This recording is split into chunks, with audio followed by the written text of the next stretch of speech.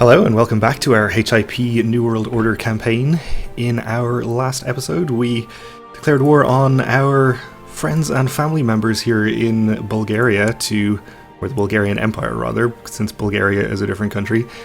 But we want to get the two counties here that are part of de jure Hungary before we grant that kingdom independence.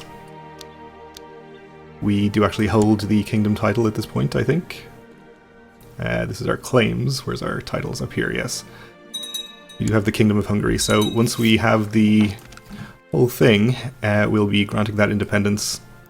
You have successfully improved the Duke's opinion, that's good.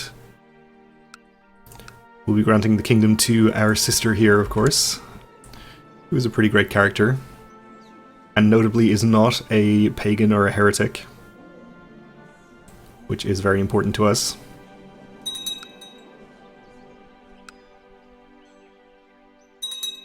We do have a hostile siege going on somewhere. I don't know where that is. Oh, okay. This is where the Bulgarian army is.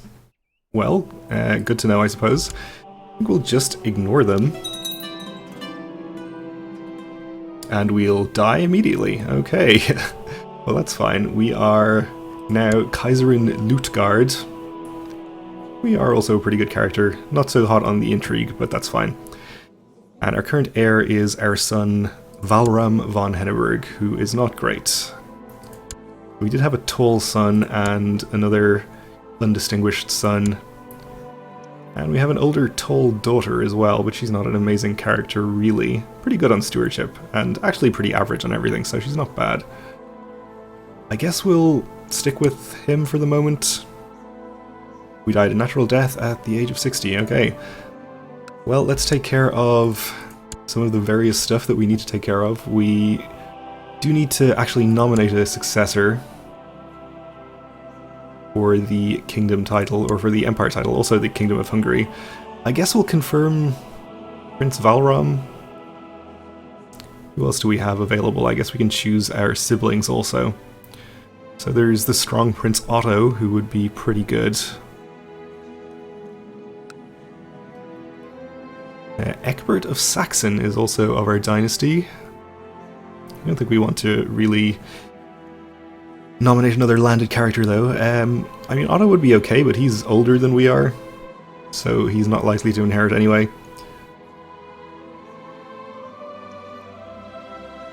This is our 17-year-old daughter. I guess we can choose her first. Oh, we also have our half-brother, the tall and quick Volkmar. Maybe we'll choose him.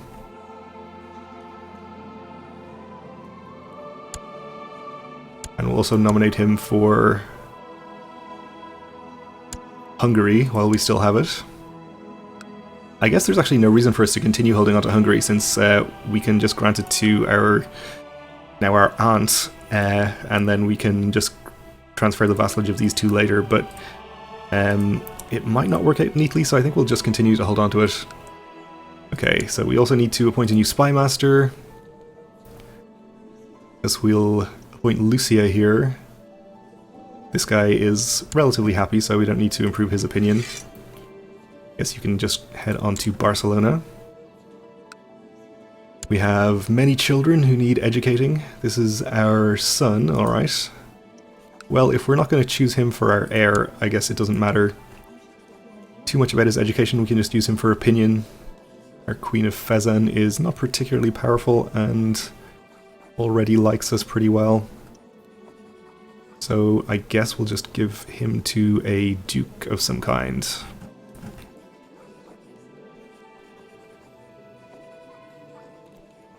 I don't think any of these people are especially powerful. We'll just basically choose one at random. Okay, our current heir though, we do want to educate ourselves. And this is our other son, who we will also just use for opinion for the moment.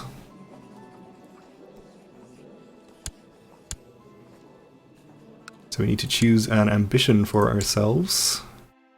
Try to become a formidable fighter. We're already a skilled fighter.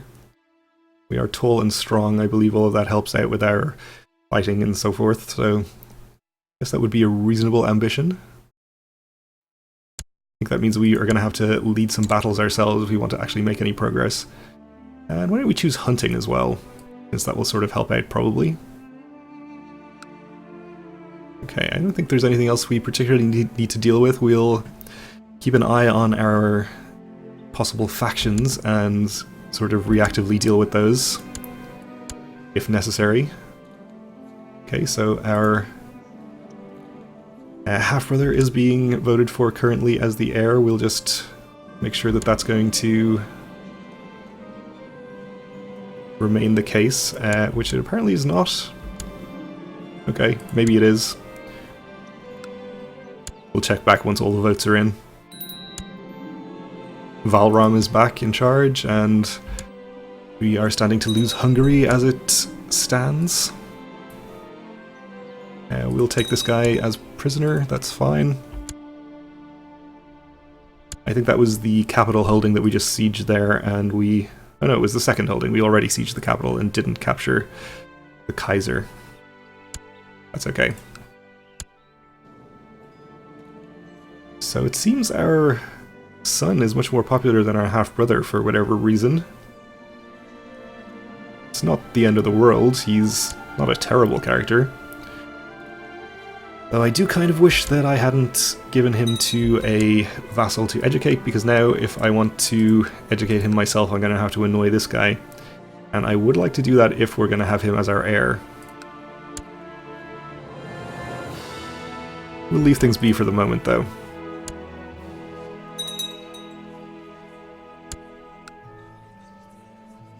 So we do have some factions. I think I'll just start throwing money around, since we do have plenty. 200 gold. That is extortion. But we'll pay it.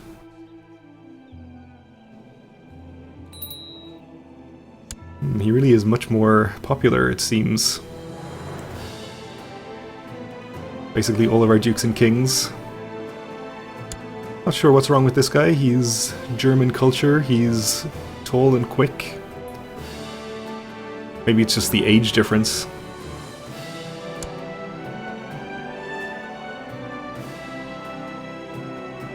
Anyway, we are up to 53% against Bulgaria. So I imagine we're going to be gaining war score a lot faster than they are, even if they do start completing sieges up there. Especially once we get our whole target in here sieged. Which will happen soon enough.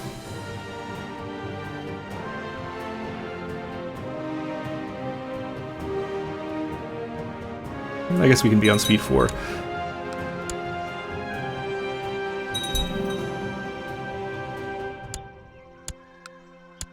Alright, another siege in here. Gets us to 64%.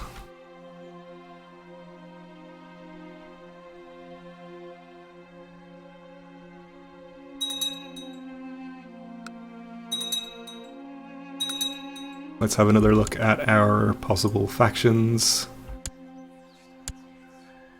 And our aunt, who is going to be granted the whole Kingdom of Hungary, is in a bunch of factions. Well, maybe in that case we'll just grant her the whole kingdom at this point. We'll solve our possible succession issues as well. We don't hold any of the lower titles, so that should do nothing.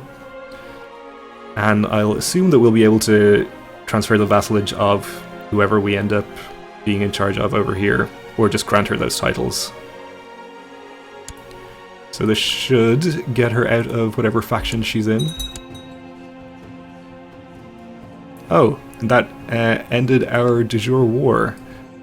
Well, that's a good reason to not have done that, I guess. Okay, well let's get our troops retreated and lower them and see if we can just redeclare that war. Now our new vassal queen is subjugating Tolna. Kalna is what? Oh, here. He is our direct vassal. We could have just transferred the vassalage to you. Maybe we can still do that.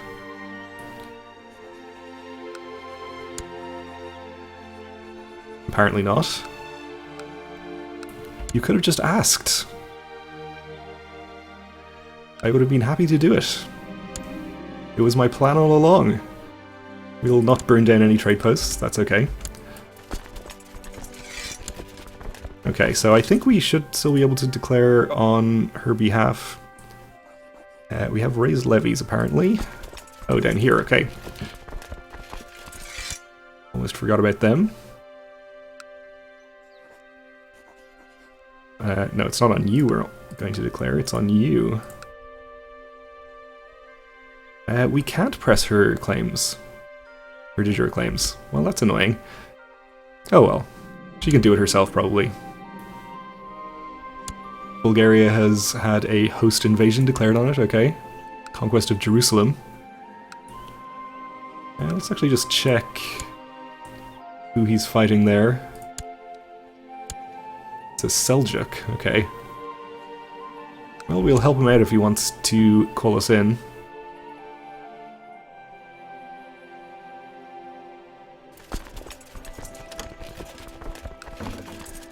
And indeed he has, I'll accept.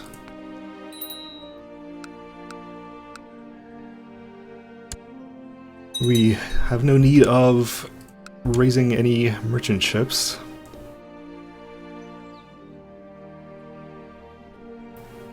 I kind of doubt that he's actually going to need our help unless this guy is more powerful than I think he is. He's 4,000, which is definitely less than Bulgaria has. Why don't we just check out where he is anyway, and we might just use the retinue that we have down here to help him out. Okay. We'll move these guys close by so that they can help him out if they are needed.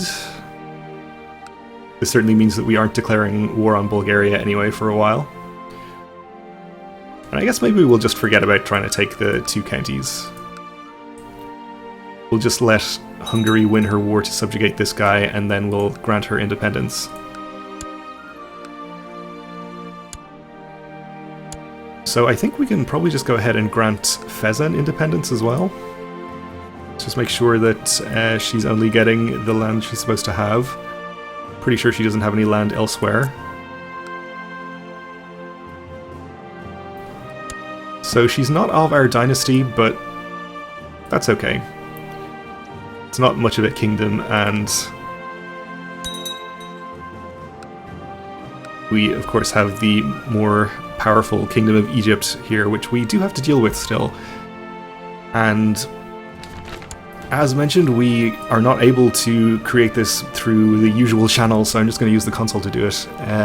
The White Stag, lately you have heard persistent rumors from peasants and travelers in the wilds that a strange mythical beast has been sighted in your realm.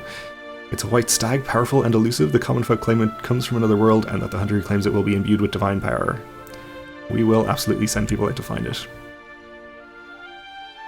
We'll maybe just wait until Bulgaria has finished this war before we create the Kingdom of Mizer. However, okay, our half-brother is mastering the art of swordsmanship.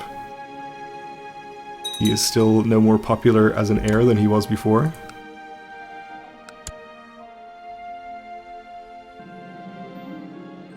Yeah, we'll be off to hunt the Great White Stag.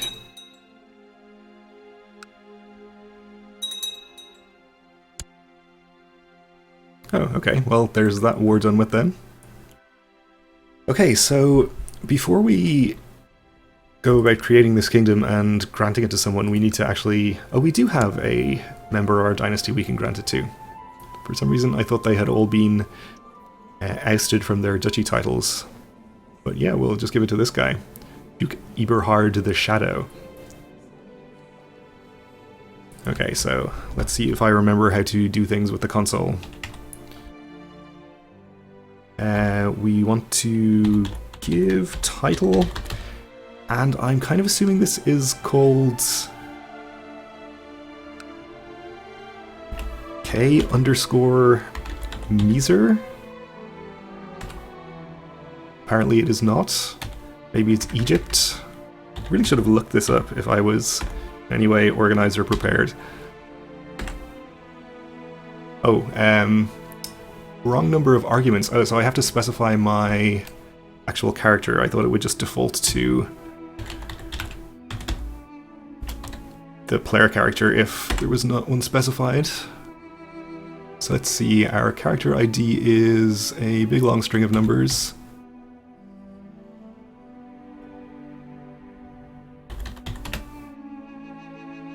Uh, 100-042 093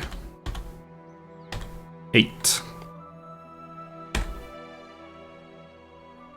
Apparently that is not correct. Maybe it was Egypt after all. I bet this makes for riveting viewing. I apologize. Ah, there we go. Okay. It was Egypt after all. So we'll just go ahead and grant this to Duke Eberhard here. We do have the whole thing. I'm pretty sure. Let me just check the de jure borders before we give it out. Oh, we don't have the whole thing. Well then, I guess we need to declare another war down here.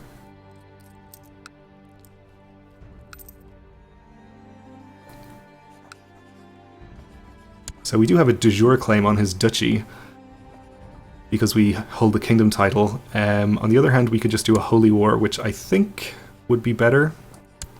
With the de jure claim, we may just end up vassalizing him, which we do not want. We'd rather take all of the land outright. Okay, let's do it. Hopefully we should be able to manage this easily enough with just the levies we can raise down here.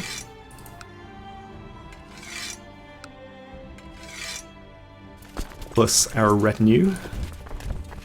Amounts to about 20,000 troops, while he has 1.6 thousand. 1,600.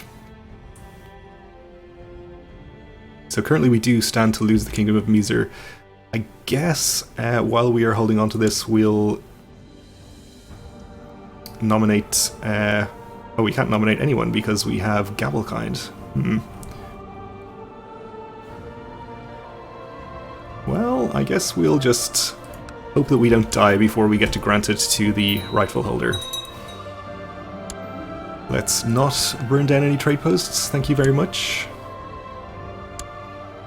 We are off to hunt the Great White Stag.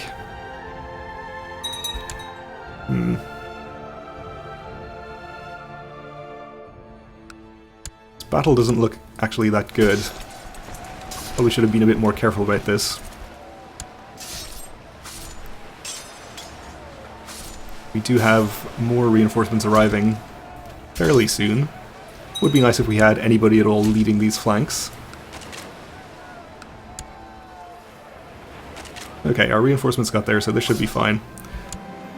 Ruthlessly scouring the countryside, you come upon a small cottage in the wilds. As you knock, a beautiful young woman opens. She pauses, then gives you a warm, inviting look and says, "It's very lonely out here. I wonder if you'll stay the night."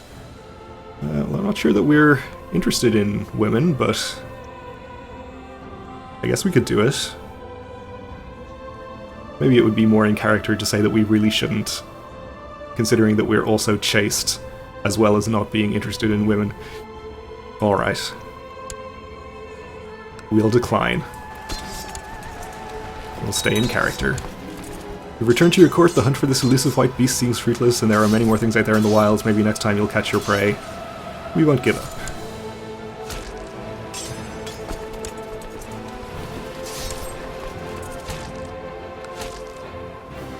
So, okay. I guess I should turn off the character info as well. I'll do that between episodes. Our aunt has collected a tithe for us, which I do appreciate, and we won our first battle, so things are off to a fine start. Not that we really thought this was going to be much of a challenge. We may as well actually follow their army, though.